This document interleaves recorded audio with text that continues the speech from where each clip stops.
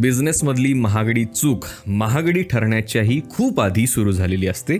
याच्यावर आपण मागच्या एपिसोडचा शेवट केला. मागच्या एपिसोडमध्ये आपण काहीतरी अनकम्फर्टेबल असं डिस्कवर केलं.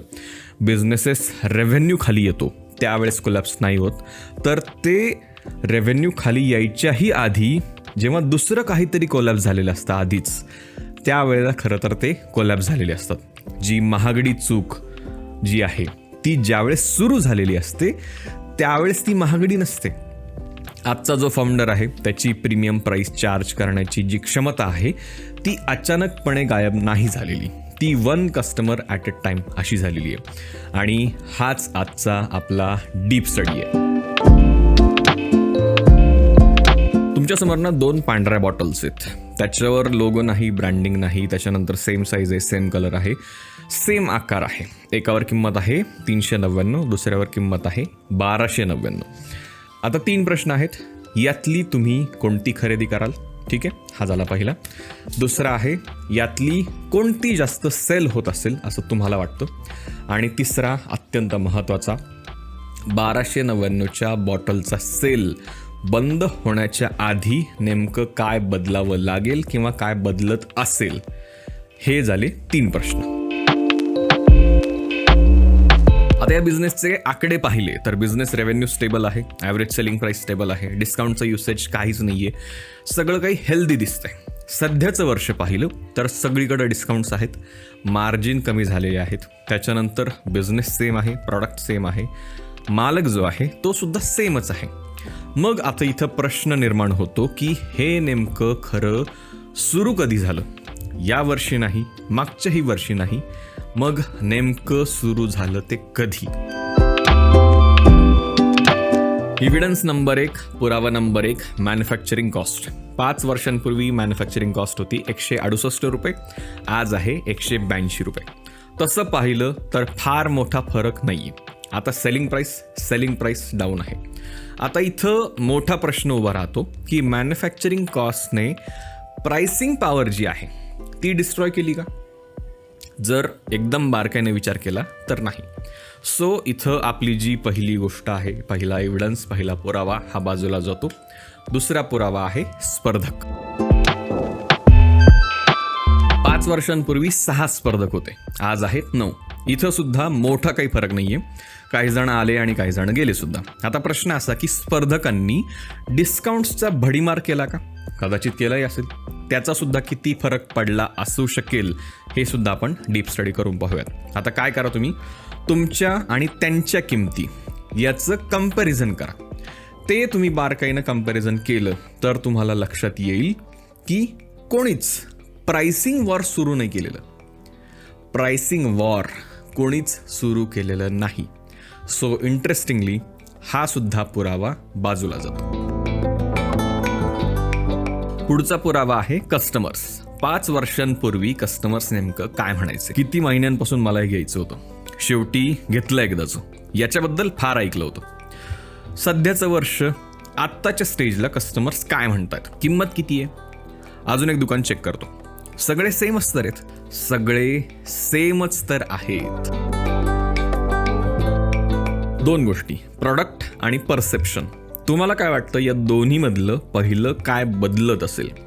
कोणतं जास्त मॅटर करतं हे नाही, तर कोणतं पहिलं बदललं असेल किंवा बदलत असेल? प्रॉडक्टची टाईमलाईन बघूयात. मटेरियल्स सेम आहेत, warranty same, quality same, supplier तो सुद्धा सेम. जर प्रॉडक्टमध्ये मेजर डिफरन्स नाहीये तर मग कस्टमर्स वेगळं का बरं बोलायला लागले? चला डीप लेवलला जाऊन बघूयात. इमॅजिन करा तुमचा फेवरेट कॅफे आहे, त्याच्यानंतर तिथं काहीच बदललेलं नाही आहे. Same coffee, same chairs, same owner, same recipes. तरीसुद्धा एक दिवस तुम्ही विचार करता की आज काहीतरी वेगळं ट्राय करून बघूयात. आता इथं प्रश्न असा की हे नेमकं कधी घडलं? आज?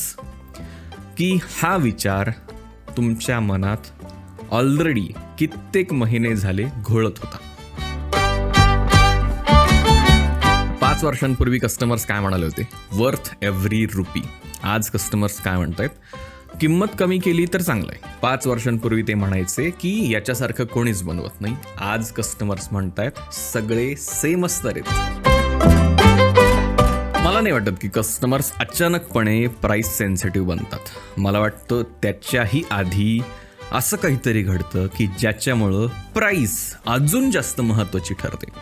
आता इथं अत्यंत महत्त्वाचा प्रश्न, प्राइसिंगचं डिस्कशन सुरू व्हायच्याही आधी असं नेमकं काय बदललं?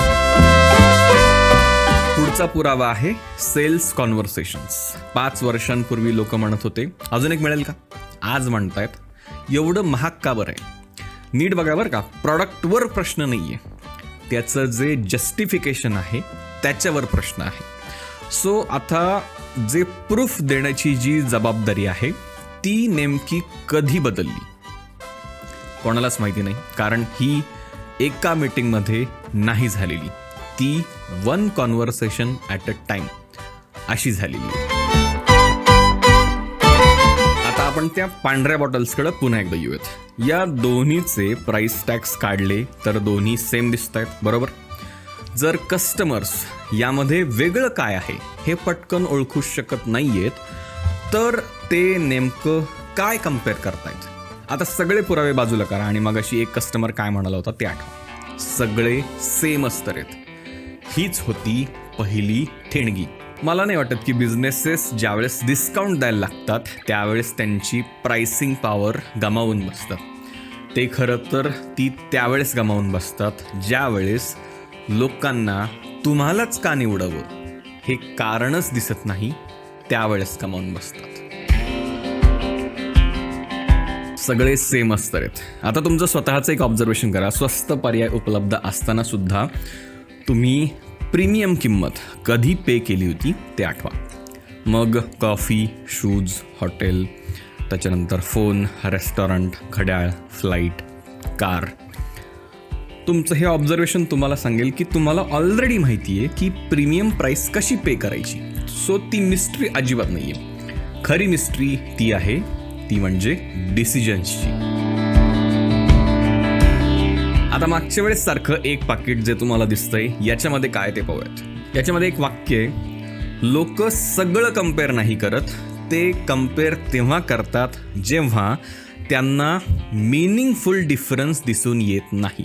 आता ही गोष्ट आणि मगाशी तो कस्टमर जे वाक्य म्हणाला ते डोळ्यासमोर आणा. तो काय म्हणाला होता, सगळे सेम असतात. कस्टमरने डिस्काउंटसाठी नाही विचारलेलं तर त्यांनी कन्क्लुजन काढलं आणि हे कन्क्लुजन ज्यावेळेस अस्तित्वात असतं त्यावेळेस किंमत ही निर्णय घ्यायला, डिसिजन घ्यायला सोपा मार्ग ठरते. आता 2 मार्ग आहेत. मार्ग नंबर 1 वेगळं, कमी कंपॅरिझन, किंमत कमी मॅटर करते, प्रीमियम चार्ज करू शकतो. मार्ग 2 सिमिलर, कंपॅरिझन जास्त, किंमत जास्त मॅटर करायला लागते आणि डिस्काउंटिंग सुरू होतं. नीट बघा, प्राइसिंगने प्रीमियम डिस्ट्रॉय केलं की कंपॅरिझनने. आता आपण जे पुरावे पाहिले, कस्टमर रिव्ह्यूज, सेल्स कॉन्व्हर्सेशन, त्याच्यानंतर स्पर्धक, मॅन्युफॅक्चरिंग कॉस्ट, या कोणत्याच गोष्टी अचानकपणे नाही बदलल्या. एक गोष्ट कायम समोर येत गेली, ती म्हणजे एक वाक्य, सगळे सेम असतात आहेत. आता कस्टमर्सने ही गोष्ट किंवा याच्यावर विश्वास ठेवायला कधी सुरुवात केली? ज्यावेळेस ते डिस्काउंट मागायला लागले तेव्हा नाही, त्या कॉन्व्हर्सेशनच्याही काही महिने, कदाचित वर्ष आधी. त्यावेळेस खरी ठिणगी, पहिली ठिणगी त्यावेळेस पडली. आता हा बिझनेस थोडा वेळ बाजूला ठेवा. इमॅजिन करा तुम्ही एक बर्थडे गिफ्ट घेताय, नोटबुक. एक आहे 300ची, दुसरी आहे 1200ची. जर कोणी म्हटलं सेम असतं तर कदाचित तुम्ही 300वाली घेऊन टाकाल.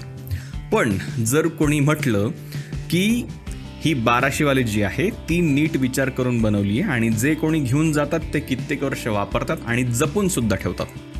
आता पेपर बदलला का? बाइंडिंग बदललं का? वेगळं काहीतरी बदललं. ते नेमकं काय? तर तुमच्या मनातली गोष्ट. आता 2 कॉलम समोर आणा. एक आहे प्रॉडक्ट आणि दुसरं आहे मिनिंग. प्रॉडक्टच्या खाली आहे मटेरियल, फीचर्स, वॉरंटी, साईज. मिनिंगच्या खाली काय? तर कॉन्फिडन्स, टेस्ट, व्हॅल्यूज. आता या दोन्हीपैकी कोणती लिस्ट प्राइस कंपॅरिझनमध्ये जास्त काळ सर्व्हाइव्ह करेल किंवा टिकेल? आपण ज्या त्या पांढऱ्या बॉटल्स पाहिल्या त्या पुन्हा एकदा आठवा. आपण त्याच्यावरचे सगळे लेबल्स, कलर्स, डिझाईन सगळं म्हणजे सगळं बाजूला केलं तर त्या सेमच दिसतील. बिझनेसेस कित्येक वर्ष ही बॉटल इम्प्रूव्ह करण्यात घालवतात. कस्टमर्स काही सेकंदात या बॉटलचा मीनिंग काय हे ठरवतात. आता सगळे पुरावे बाजूला गेले आणि राहतंय काय, तर ते म्हणजे मीनिंग. जर तुम्हाला का निवडावं हे कस्टमर्सला दिसत नसेल तर त्यांना तुमचा बिझनेस कम्पेअर कसा करायचा हे लगेच दिसायला लागतं. मला नाही वाटत की स्पर्धक कॉपी करतात म्हणून बिझनेस कमॉडिटी बनतात. ते कमॉडिटी तेव्हा बनतात जेव्हा ते वेगळे का आहेत हे लोकांना दिसतच नाही. आता आपण जे 4ही एपिसोड्स पाहिले त्याच्यामध्ये कॉमन काय आहे? The visible problem always appeared long after the invisible change. जो प्रॉब्लेम तुम्हाला आत्ता प्रत्यक्ष समोर दिसतोय तो खूप आधी इनव्हिजिबल काहीतरी बदललं, इनव्हिजिबल बदल झाला म्हणून दिसतोय. आता हे सगळं विसरून जा आणि तुमच्या बिझनेसबद्दल विचार करा. कस्टमर्स निगोशिएट का बरं करतायत हे नका विचारू, तर ते आपल्याला आपण रिप्लेसेबल आहोत असं कधी पाहायला लागले हे विचारा. मी अजून जास्त कसं चार्ज करू शकतो हे नका विचारू, तर मी असं नेमकं काय कारण लोकांना दिलं आहे की जेणेकरून ते मला इतरांशी कम्पेअर करणारच नाहीत हे विचार. तुमचे बिझनेस सुरू करतानाचे फोटो व्हिडिओज आठवत आहेत? दुकानाजवळ झालेली गर्दी, कित्येक माणसं आलेले, तुम्हाला त्यात काही कस्टमर सुद्धा दिसत होते. आजची काय स्थिती आहे? तुमचा बिझनेस दुकान आहे, प्रॉडक्ट सर्व्हिस आहे, तुम्ही स्वतः सुद्धा आहात. पण एक गोष्ट मात्र डिसअपिअर झाली, ती म्हणजे या बिझनेसला पहिले प्राधान्य दिलं पाहिजे ही लोकांच्या मनातली भावना. बिझनेसेस सहसा पहिले कस्टमर गमावत नाहीत, तर कस्टमर, ग्राहक ज्या कारणामुळे तुम्हाला निवडत होते, प्राधान्य देत होते, ते कारण सगळ्यात आधी गमावतात.